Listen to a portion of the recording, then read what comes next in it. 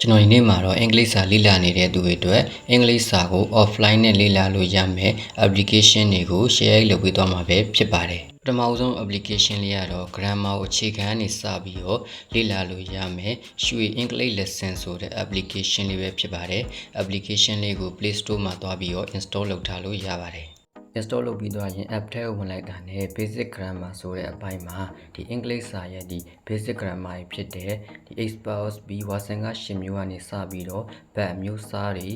tense တွေ clause မျိုးစားတွေပြီးရင် comparison တွေ linky back တွေနဲ့စတဲ့ဒီအင်္ဂလိပ်စာရဲ့အခြေခံ grammar ဘိုင်းတွေကို offline နဲ့လေ့လာလို့ရမှာပဲဖြစ်ပါတယ်နောက်ပြီးတော့ကျွန်တော်တို့ကဒီ exercise တွေကိုလည်းတစ်ခါတည်းလုပ်လို့ရတယ်နောက်ပြီးတော့ကျွန်တော်တို့ဒီစကားပြောတဲ့အခါမှာသုံးတဲ့ speaking pattern တွေကိုလည်း offline နဲ့တစ်ခါတည်းလေ့လာလို့ရတယ်နောက်ပြီးတော့ basic speaking story နဲ့ interchange အပိုင်းတွေမှာလည်း conversation တွေကို topic အလိုက်ဒီနားထောင်ရင်လိုက်ပြောရင်းနဲ့ကိုယ့်ရဲ့ဒီ speaking နဲ့ listening skill တွေကိုလေ့ကျင့်လို့ရမှာပဲဖြစ်ပါတယ်ဒါပေမဲ့ဒီ app မှာကဒီအတန်ဖိုင်တွေနားထောင်ဖို့အတွက်ဆိုရင်တော့ internet ဖွင့်ပြီးတော့နားထောင်ပေးဖို့လိုအပ်ပါတယ်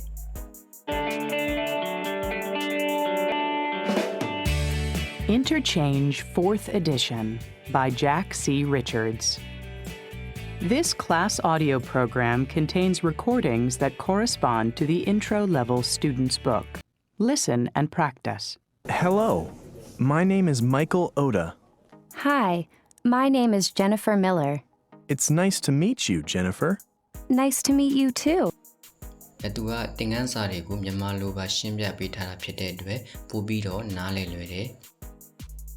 နောက်ထပ် application တစ်ခုကတော့ English ဆိုတဲ့ English to English Dictionary application လေးပဲဖြစ်ပါတယ်ဒီ application လေးကိုလည်း Play Store မှာသွားပြီးတော့ install လုပ်ထားလို့ရပါတယ် install လုပ်ပြီးသွားရင် app ထဲကိုဝင်ပြီးတော့ကိုသိချင်တဲ့စကားလုံးတစ်ခုကိုရိုက်ထည့်လိုက်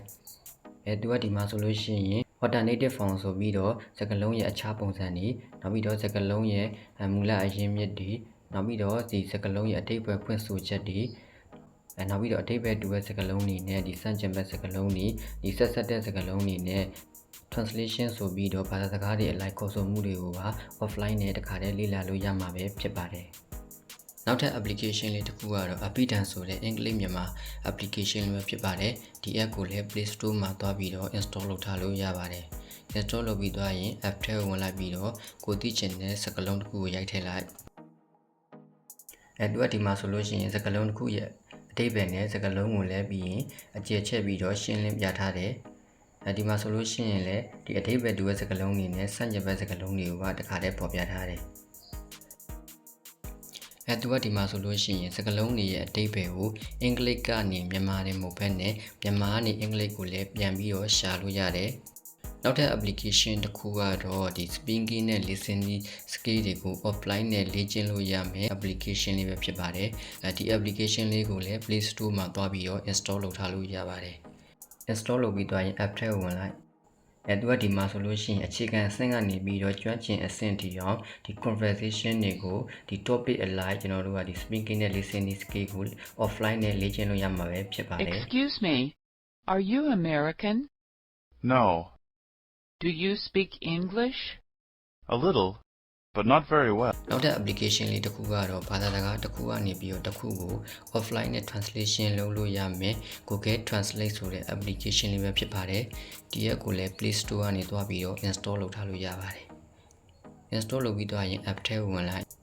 ကျွန်တော်တို့ကဘာသာစကားတစ်ခုကနေတစ်ခုကို offline နဲ့ translate လုပ်ဖို့အတွက်ဆိုလို့ရှိရင်ကျွန်တော်တို့ကဒီ internet ဖွင့်ပြီးတော့ပထမဦးဆုံးကိုအသုံးပြုမဲ့ translate လုပ်မဲ့ဘာသာစကားတွေကို download ဆွဲထားပေးဖို့လိုအပ်တယ် download ဆွဲထားပြီးရင်တော့ကို translate လုပ်မဲ့ဘာသာစကားတစ်ခုကိုအောက်မှာရှိတဲ့ပေါက်လေးတွေကိုထားပေးလိုက်